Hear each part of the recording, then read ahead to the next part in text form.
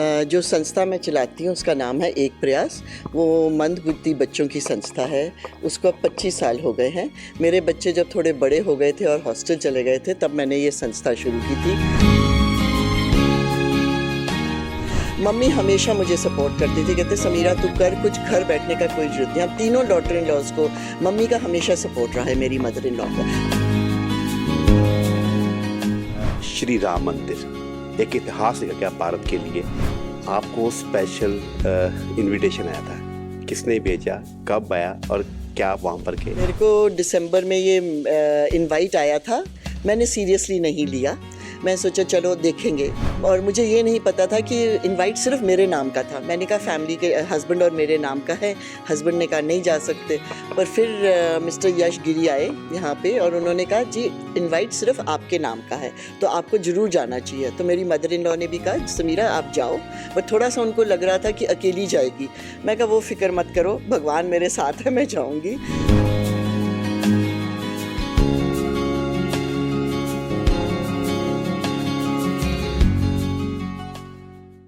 आप देख रहे हो दैनिक सवेरा टीवी, मैं हूं संदीप शर्मा।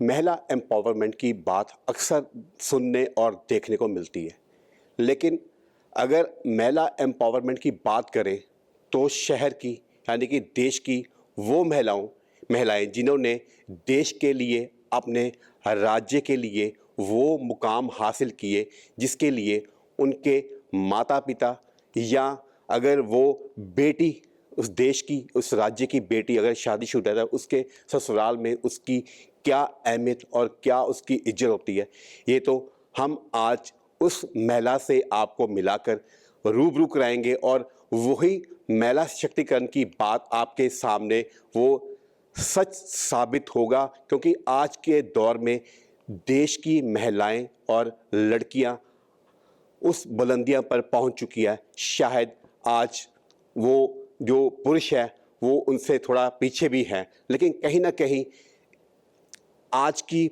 जो देश की लड़की और महिला हैं वो आज उस देश का भविष्य बनने जा रही है। तो आओ आज लुधियाना यानी कि पंजाब के लुधियाना की उस महिला से आपको रूबरू कराने जा रहा हूँ, जिनका नाम लेते ही हर पंजाब के यानी कि लुधियाना के हर उस शख्स को वो एक सामाजिक यानी कि सोशल जो वर्क काम करते हैं उनके प्रति उनका नाम लिप्स पर आ जाता है। नाम है समीरा बैक्टर।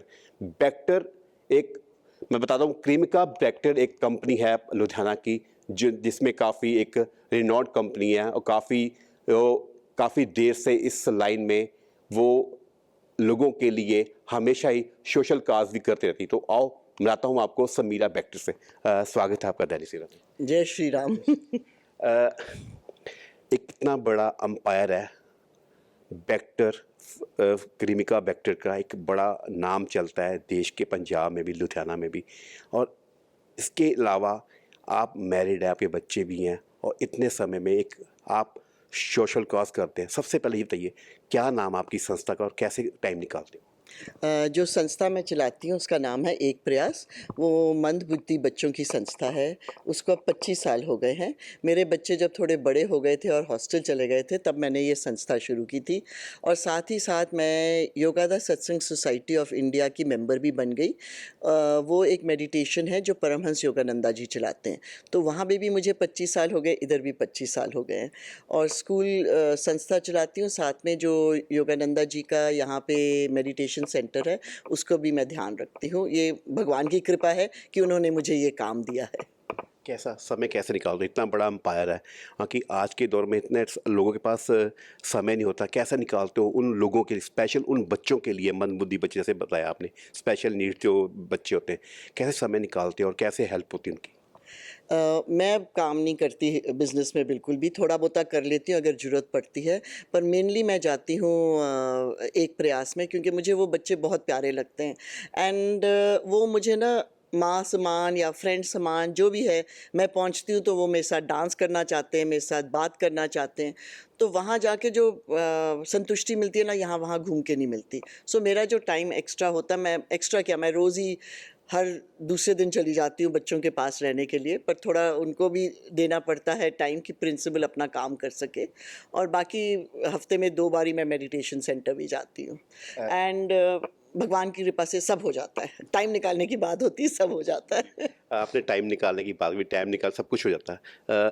एक आपने भी आपने ग्रेजुएशन किया है मैथमेटिक्स इकोनॉमिक्स में भी, और सबसे बड़ी बात है एक आप आर्मी फैमिली से बिलोंग करते हो, क्या यही संस्कार है वो अभी आपको आगे सामने जो बच्चों की आप हेल्प कर रहे हैं, यही संस्कार क्या फैमिली के करते हैं काम?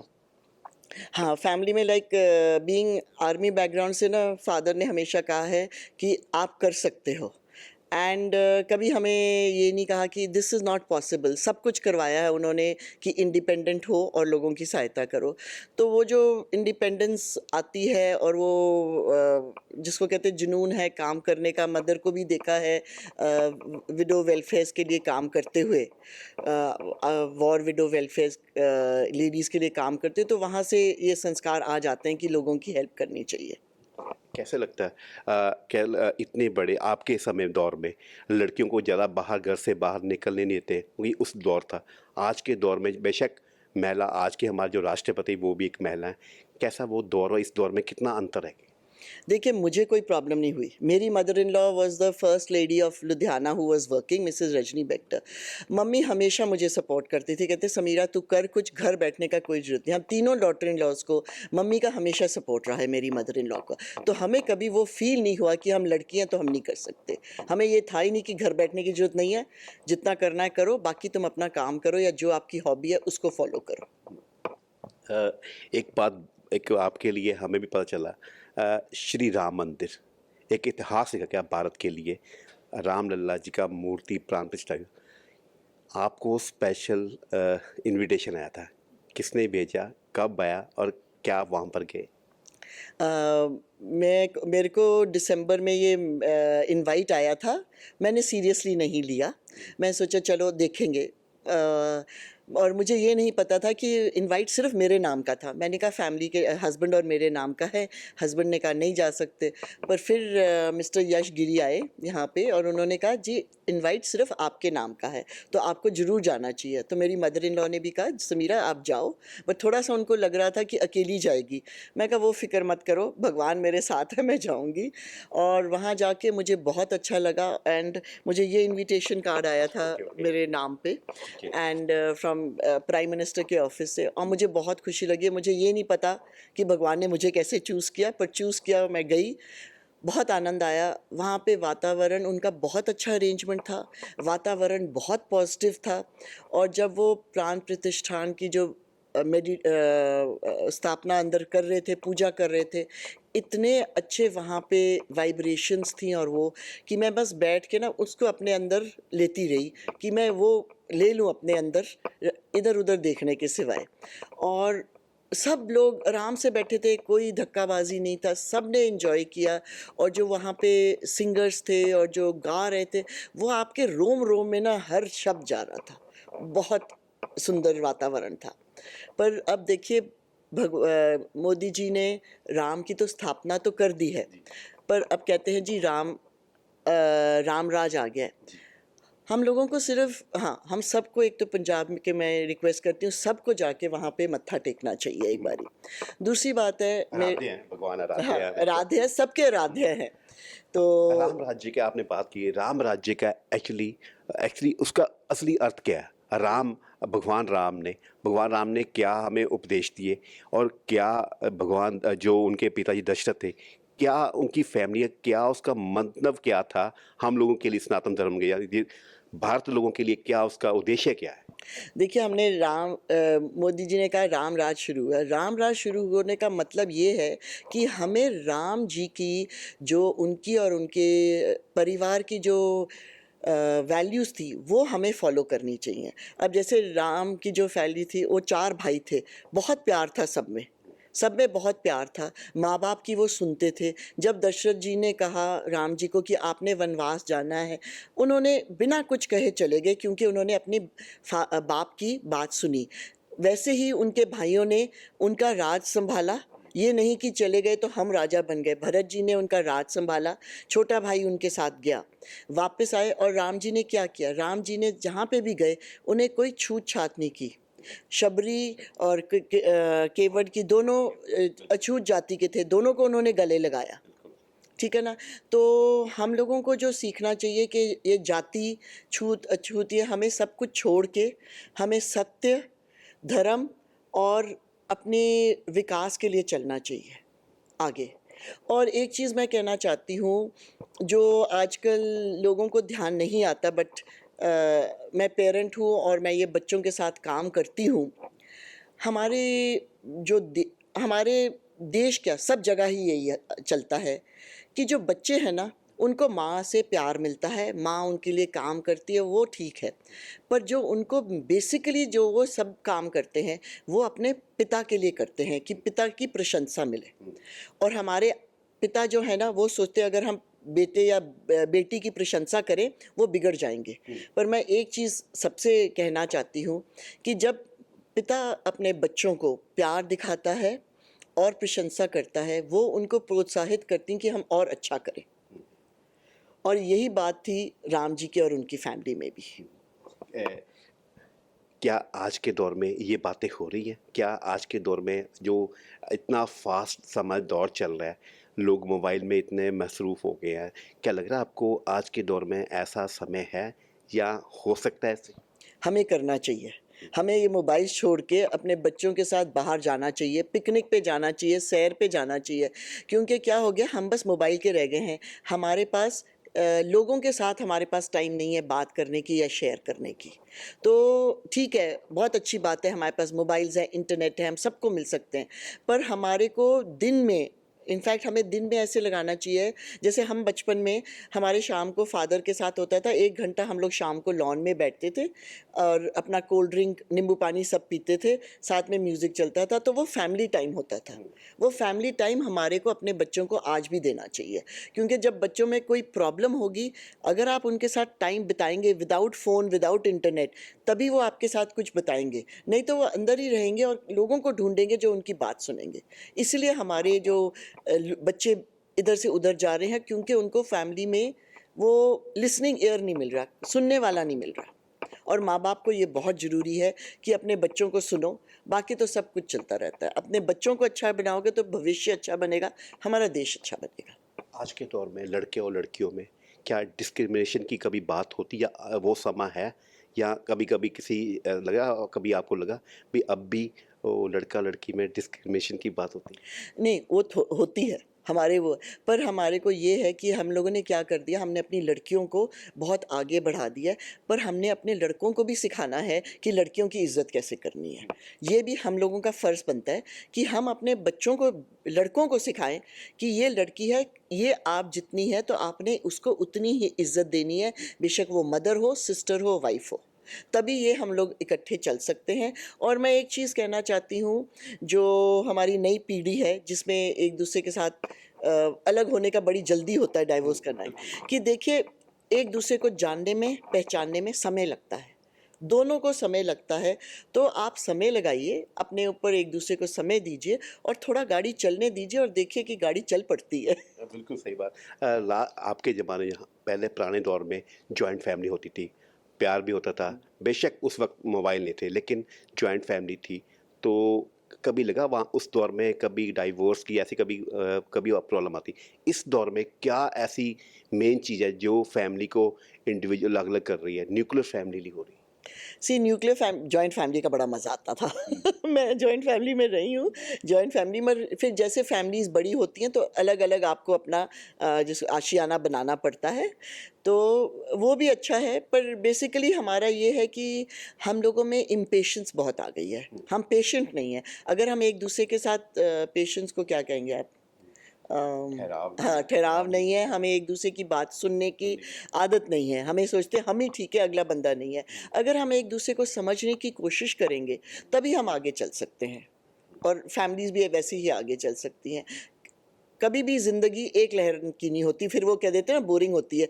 समुंदर में भी लहरें आती हैं, तो लहरें आके फिर चली जाती हैं। तो ये हर एक की ज़िंदगी में ऊपर नीचे आता ही है, साथ के साथ चलो सब निकल जाता है। क्या वो ऐसे टिप्स हैं या ऐसी कोई ऐसी बात है जो आज के दौर में, पहले पुराने ज़माने में जॉइंट फैमिली होती थी तो काफ़ी अच्छे मधुर संबंध होते थे, चाहे वो भाई हो, बहन हो, कोई भी रिश्तेदार हो, चाहे वो इन लॉज का हो। लेकिन आज के दौर में पुराने ज़माने में फैमिली बड़ी होती है, इस दौर में तो फैमिली दो, एक या दो बच्चे या तीन बच्चे, इससे ज़्यादा फैमिली। हाँ। उसके बावजूद ये थोड़ी बीच में गैप आ गया फैमिली में, क्या चक्कर है? क्या ऐसी बातें आ गई जो लोगों के मन में बैठ गई, हर बंदा अपनी अपनी फैमिली, एक बच्चे या दो बच्चों में मसरूफ़ हो गया? आई थिंक मेरे लगता है कि पेरेंट्स सोचते हैं कि हम अगर एक या दो बच्चे हों उनको हम ज़्यादा, एक तो जी एक्सपेंसेस बहुत हो गए हैं ब्रिंगिंग अप बच्चों को अच्छे स्कूल भेजने के लिए। तो पेरेंट्स ये सोचते हैं कि हम लोग कमाते जितना है, हम अगर एक बच्चे पे स्पेंड करके उसको एजुकेशन अच्छी दे सकते हैं और अच्छा बंदा बना सकते हैं, ये भी एक रीज़न है कि हम लोगों ने ना बच्चे पैदा करने कम कर दिए हैं। और बाकी लोगों के बच्चों की माइंडसेट होता है, आप बता नहीं सकते आजकल उनकी क्या चलती है। पर हमेशा मुझे हमेशा लगता है कि कम से कम 2 बच्चे होने चाहिए। बिकॉज़ मेरे को लगता है जैसे बड़े होके हम माँ-बाप बूढ़े हो जाते हैं, अब उनके साथ कुछ शेयर नहीं कर सकते। तो जो मर्ज़ी हो जाए, आपके पास भाई या बहन हो ना, तो आप उसके पास जा सकते हो एंड तक। माँ-बाप तो पता नहीं कब चले जाएँ या जो भी है, पर भाई-बहन होते हैं तो आप उनके साथ शेयर कर सकते हो और उनके साथ रह सकते हो। आपकी फैमिली में कौन-कौन है और कैसे रह रहे हो और क्या आपका दिनचर्या रहती है वैसे? अम, मेरी फैमिली में मेरा बेटा है, वो हमारे साथ ही ऊपर रहता है। 2 ग्रैंड चिल्ड्रन है यहाँ पे, बेटी दिल्ली में है। एंड हम लोग सुबह मिलते हैं, सब अपने काम पे निकल जाते हैं, शाम को फिर इकट्ठे बैठते हैं, बच्चे खेलते हैं। बड़ा अच्छा लगता है इकट्ठे बैठ के बातें करके। संडे को हमारा स्टैंडर्ड होता है कि हम लोग इकट्ठे बैठते हैं काफ़ी देर के लिए, वहीं पे खेलते हैं, नाश्ता भी हो जाता है, लंच भी हो जाता है। सो बस टच वुड, भगवान की कृपा है कि बहू-बेटा बहुत अच्छे हैं और ये साथ में संस्कार रहते हैं। संस्कार की बात होती है। हाँ, नहीं। फैमिली संस्कार भी काउंट करते हैं हाँ, इसमें? मेरी डॉटर इन लॉ भी बहुत ही अच्छी है, वेरी फैमिली ओरिएंटेड। और मेरे ग्रैंडचिल्ड्रन भी, एक तो बहुत छोटा है, अभी 2-3 महीने का ही है। तो ग्रैंड डॉटर भी बहुत हम लोग को बहुत खुश होते हैं इकट्ठे बैठ के।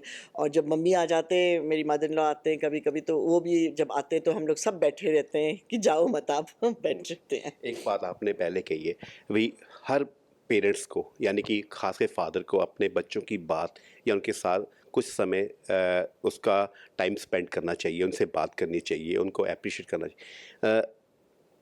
महिला एम्पावरमेंट की बात करते हैं। महिला आज के दौर में क्या संदेश है या क्या आप उन लड़कियों को बताना चाहते हो जो अब भी घर में बैठ या एजुकेशन नहीं ले रही या वही स्कूल थोड़ा पढ़े उसके बाद चूल्हा चौका संभालिए, क्या लगता है? ये मैं ना पेरेंट्स को बोलना चाहती हूँ कि अगर आप एक लड़की को एजुकेट करते हो ना, तो आप पूरी फैमिली को एजुकेट करते हो। क्योंकि जो लड़की है वो अपने बच्चों में संस्कार डालेगी, अपने पति को हेल्प करेगी, और फिर वो कल जब उसके पास टाइम होगा तो वो अपने लिए भी कुछ करेगी। और मैं ये कहती हूँ कि जो लड़कियाँ हैं, ठीक है, फैमिली हमेशा, मैं कहती हूँ कि बच्चों को फर्स्ट प्रायोरिटी ज़रूर देनी चाहिए। ये नहीं कि मैं काम कर रही हूँ, बच्चे सँभल जाएँगे। बच्चों को फर्स्ट प्रायोरिटी दीजिए, पर उसके साथ अपने ड्रीम्स और अपना काम मत छोड़िए।